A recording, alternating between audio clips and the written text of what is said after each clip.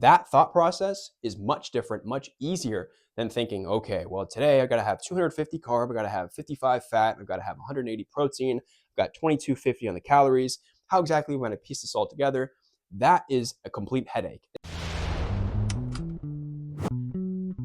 Welcome back to another video, and today we are going to be talking about how you can stay consistent with your fitness goals despite having a super busy and chaotic schedule. And one of the questions that we recently received was about trying to stick to a fitness routine, but the work schedule is constantly changing each week. Some days in the office late, other weeks traveling, and it feels impossible to have any kind of structure. So what can you do here to stay consistent? And I have a lot of experience with this as a practicing attorney. It was very common for us to have variable schedules, whether it was traveling for a deposition, traveling for a trial in different counties, whether that looked like a mediation that got scheduled, postponed, moved off calendar. The court docket is backed up, and so things are changing last minute. So how, with all these variables, can you still stay consistent with your fitness, with your nutrition, and with your training? And I'm gonna give you a couple of strategies that I've found particularly helpful that are gonna just make this process a lot easier so it doesn't feel like you're starting something, you're sticking with it for a few days, and then you fall off and it kind of repeats that process over and over. So the first thing that you wanna do is create a funnel. And this is super important because once you have an understanding of how to do this,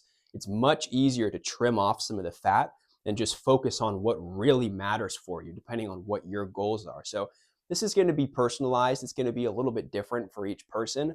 But the general idea is that you start top of funnel. You have all the fitness information, everything that you'd want to do to have the most optimal routine possible. So that's kind of your starting point there. We're talking about your micronutrients, your meal timing, your macronutrients, everything that you'd want to do to have the perfect routine is at the top of the funnel.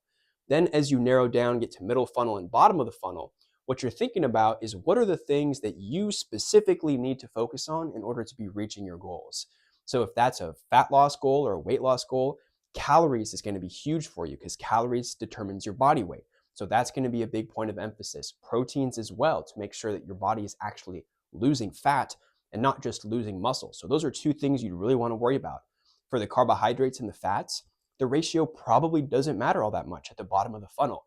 You can flex those. Some days the carbs are a bit higher, some days the fats are a bit higher, and that would be totally fine.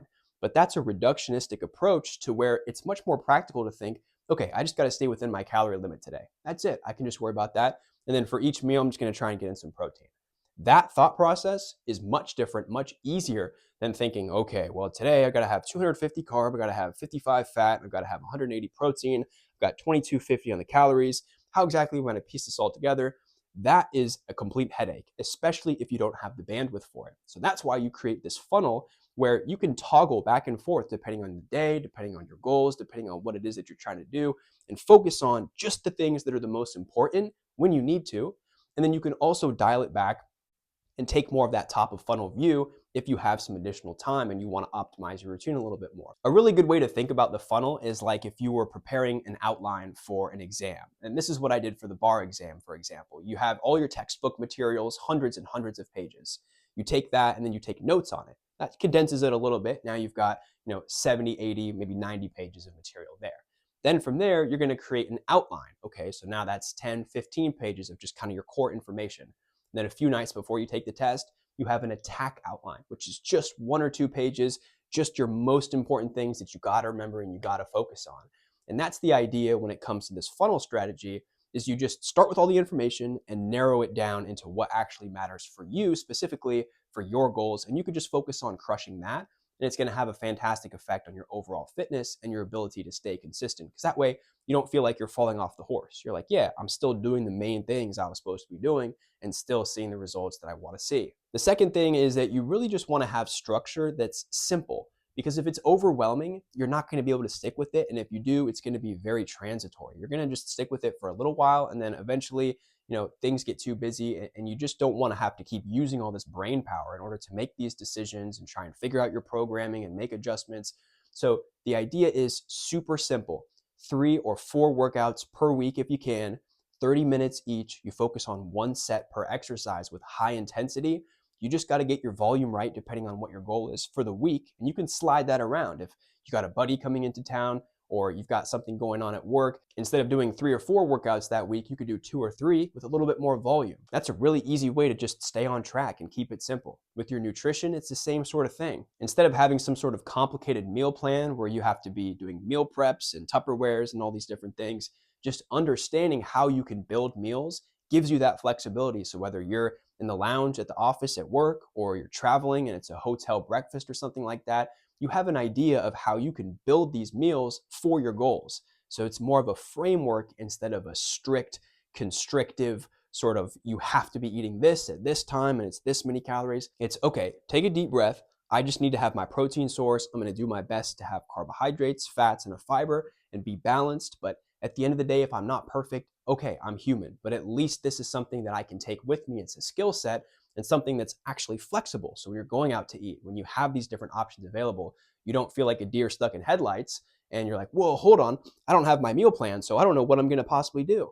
Instead of thinking like that, you're thinking, okay, I understand the general principles. Let me put something together that's simple that I know is going to help further my goal. And the last thing is to try and plan ahead if you can. If you budget 1 or 2 hours on a Sunday to have a general idea of what your week's going to look like, what your workout schedule is going to look like, and what the meals generally kind of look like. I mean, it doesn't need to be something that's extravagant. If you have 4, 5, 6 anchor carousel meals that you can typically rely on, that's maybe the same breakfast each morning. Or maybe you just in bulk prepare a bunch of ingredients that are going to help you to be able to eat the same foods at work every single day.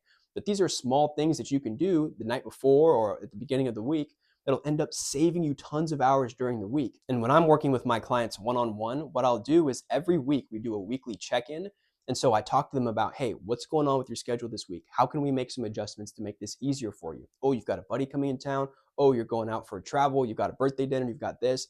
Okay, let's figure it out. Because if we understand how the calorie averages work, we can move around and budget our food in different ways and also take more of a framework approach as opposed to more of a top of funnel trying to figure everything out and piece it together. And so basically what we're trying to do is be on the same page week to week so that we know what's coming up and we can get out in front of it. That way you have a plan and you also have a backup. So you have something you can pivot to if things change. There's a little bit extra traffic. You weren't expecting this at work. There's a meeting that comes up, anything like that.